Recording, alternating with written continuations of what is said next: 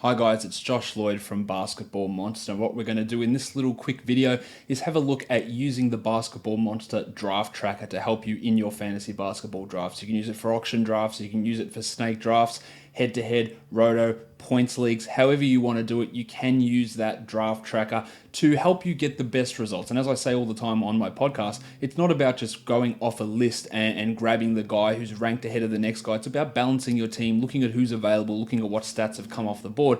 And that's what draft tracker is really great for being able to do. So let's go through and show you how to set that up. First of all, what we want to do is set up the league. So let's go into settings here and go to league settings. What we're going to do is click the Add New League button. Let's give it a name. We'll call it Draft Tracker Tutorial. There we go.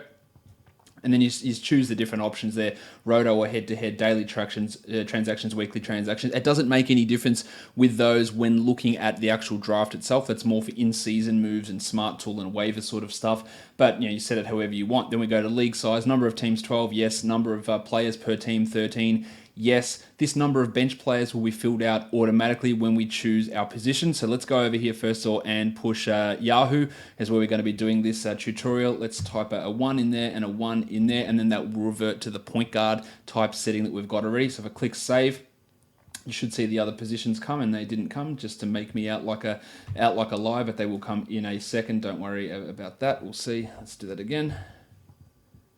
There we go. But they're not there. So 1 point guard, 1 shooting guard, 1 small forward. We've got 1 power forward, 1 forward, 2 centers, and of course on Yahoo, which is a dumb setting, you've got the 2 centers and only 2 utility spots. So that gives you there, and that automates the bench players to number 3. The next thing we go over, have a look what categories. Are we looking at a standard league? You've got the standard 9 categories, but we can track all of these different things: 3-point percentage, 2-point percentage, adjusted field goals, defensive and offensive rebounds, the doubles, triple doubles, field goals made, attempted and missed, fouls, free throws made, attempted and missed, minutes, threes attempted, threes missed, twos attempted, twos missed, assisted turnover ratios, turnovers per 48, true shooting percentage, wins, all that sort of stuff. Down here, you can also set where your playoffs start, which week and which end week, giving an idea of what the amount of games each team has in your particular playoffs. And then where we're looking at auctions, which I'll do an auction show at some point. This is where you put the dollar numbers in there. So we've got that all set up.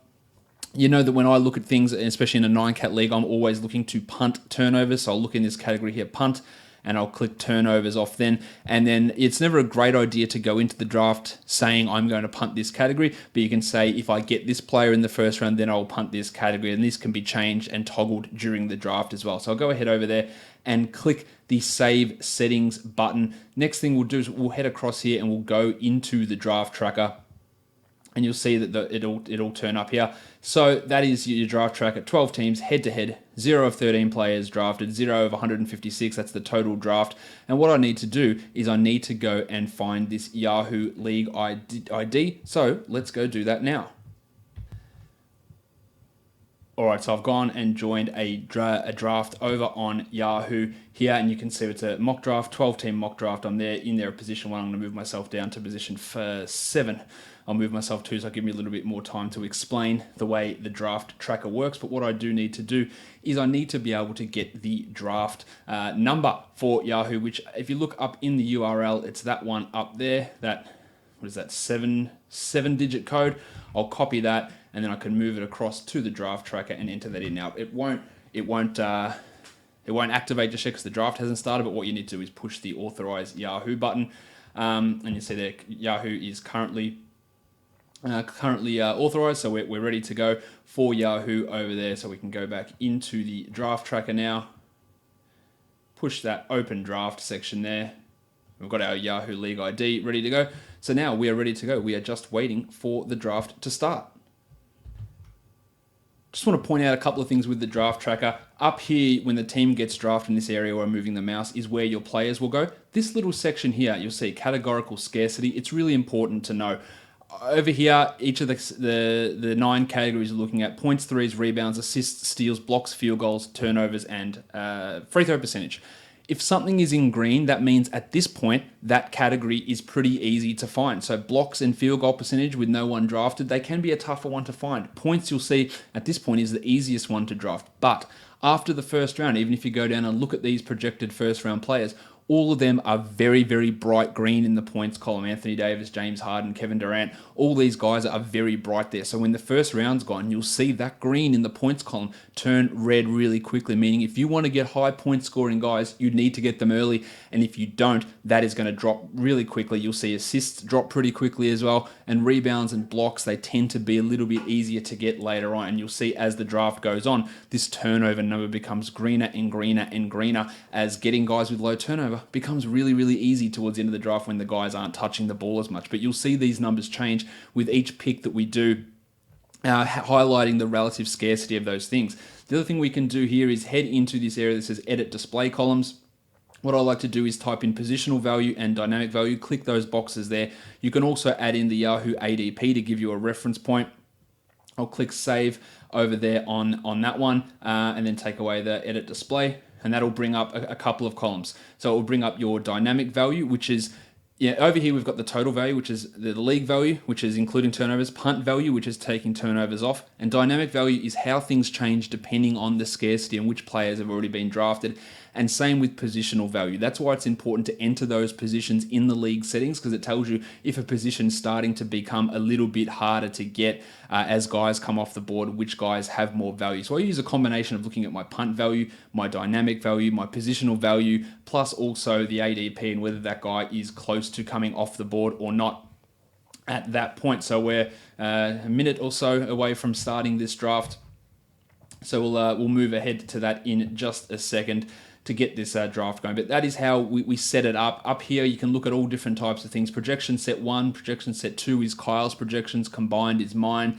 Combined is mine and Kyle's together. Here you can look at per game stats, total stats, and per 36. And people ask me that all the time. Do I use per game or total? I use per game. Total is assuming that I know how many games someone's going to miss through injury, and unless it's a case of DeMarcus Cousins or Kristaps Porzingis, where we know they're going to be out for some time, a lot of it is guesswork, even more guesswork than the other numbers in their projection. So I'd rather go by per game value. Injuries are always going to screw you up, and unknown injuries are going to come completely out of nowhere. So using it by total value is pretty tough to get a full handle on that. So that's why I used to use per game. You can add in this replacement players one. So to look for a guy like Anthony Davis, and then the other 7 games that he misses, it adds a replacement level player in. But again, it's assuming that he is going to miss those 7 games that we do have him pegged for. Now we go into the draft here. You can see I've put myself there at number 7 on that Yahoo mock draft. 47 seconds until it's ready to start. They'll go through all those picks. And then what you do after each couple of picks, you can push this refresh from Yahoo button, and you'll see the guys that get drafted come off the board. Now, if you're doing it manually, there's 2 columns here. When someone gets drafted, you can tick that column there, the first column. If they get drafted onto your team, you click the My column, and then you push refresh and they go off the board. It adjusts all your dynamic and positional value numbers, and it puts them onto your team. So that's the way that you can do it manually if you don't have an automatic connection going to the draft room at that particular point. The other thing that you can do here is you can put guys in as targets.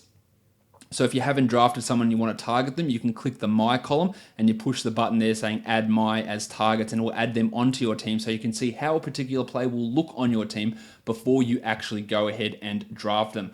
All right, so we're starting the draft now. Pick 1 is on the board. We'll wait for a couple of picks to go, then I'll click that refresh from Yahoo button. You can see down the bottom, I've got my Yahoo notifications going. James Harden was drafted. So if I click that refresh from Yahoo button, you'll see Harden come off the board there in that thing. There you go. So he was between Davis and Durant. So he comes off the board and he goes up there into the section, or completely off. Now, when I come to make a pick, you'll see my guy appear list, and then after the first round, it'll give projected standings after that first round. Then it will go projected standings after the second round, projected standing after the third round. But as you can see, these scarcity numbers have already changed. That bright green for points has dipped significantly. Assists with Harden off the board has gone into the red area pretty quickly, and blocks with Harden gone but Davis still around is actually a lot easier to get. Same with turnovers now. So you'll start to see it get a lot more representative of the actual rarity of getting these stats as each draft pick goes down.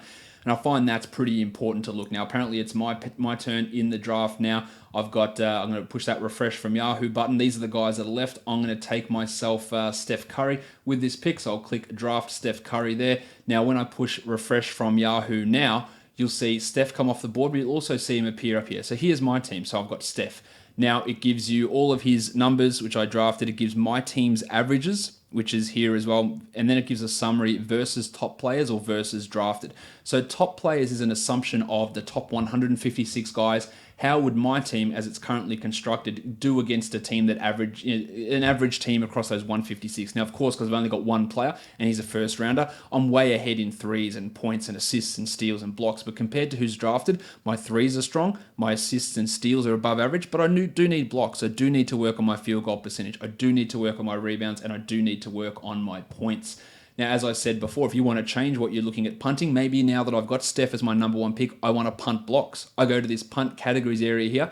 I click the open button, and then I toggle what I want to punt. If I want to punt blocks, I'll do that, and you'll see a lot of the numbers change. You already saw those guys down the bottom. Their values change. Guys move up. You've got your dynamic value, your positional value in these areas as well, and it is important to pay some level of attention to that. I like dynamic value a little bit more, and you'll see as that goes through. Let's click another refresh and see some other picks go off the board here from Yahoo. And as you can see, we are one round in, so it gives you a level of projected standings.